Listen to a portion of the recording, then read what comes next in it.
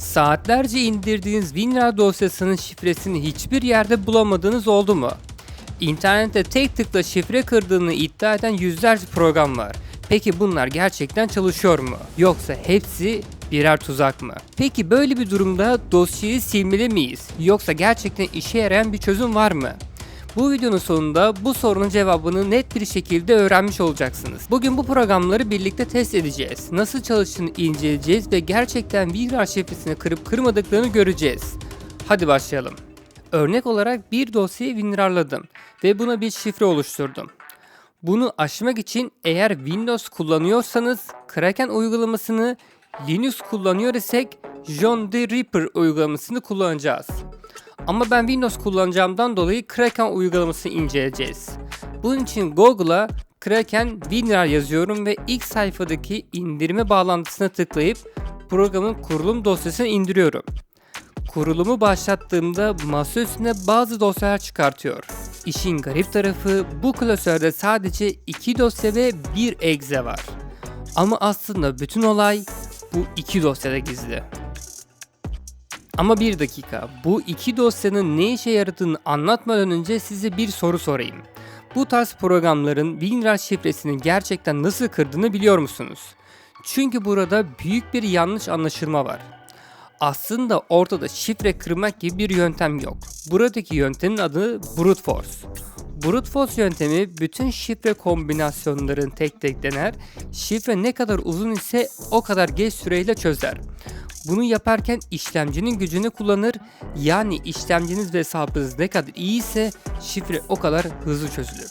Vive sistemin yaptığı araştırmaya göre 12 adet RTX 4090 ekran kartına oluşan bir sistemde yalnızca rakamlardan oluşan 8 karakterlik bir parolayı yaklaşık 37 saniyede Brute Force ile çözebiliyor.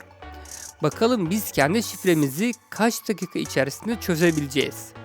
Ben 4 karakterlik rastgele bir şifre oluşturdum. Açıkçası bunun ne kadar süreceğini ben de bilmiyorum. Peki teoriyi artık biliyoruz. Şimdi bunu gerçek bir WinRAR dosyasına test edelim ve bu programın gerçekten vaat ettiği şeyi yapıp yapmadığını birlikte görelim. Şifrelediğimiz RAR dosyasını recovery klasörün içerisine atıyoruz.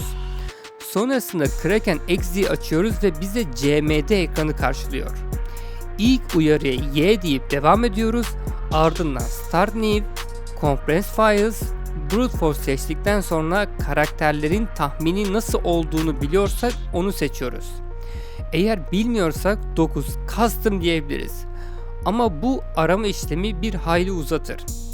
Bizim RAR dosyasına koyduğumuz şifre Mert. Bunun için 1'i seçiyoruz. Minimum uzunluk 1, max uzunluğu bilmiyorsak Enter diyoruz. Eğer biliyorsak o sayıya giriyoruz. Ardından Next diyerek Kraken'in hızını seçiyoruz. Eğer işlemciniz iyi ise 4, Fast'ı seçin. Uyarı olarak yüksek CPU kullanımı yazıyor. Kombinasyonları denemeye başladı. Bu işlemin dakikalar hatta saatler süreceğini düşünürken sonuç açıkçası beni şaşırttı.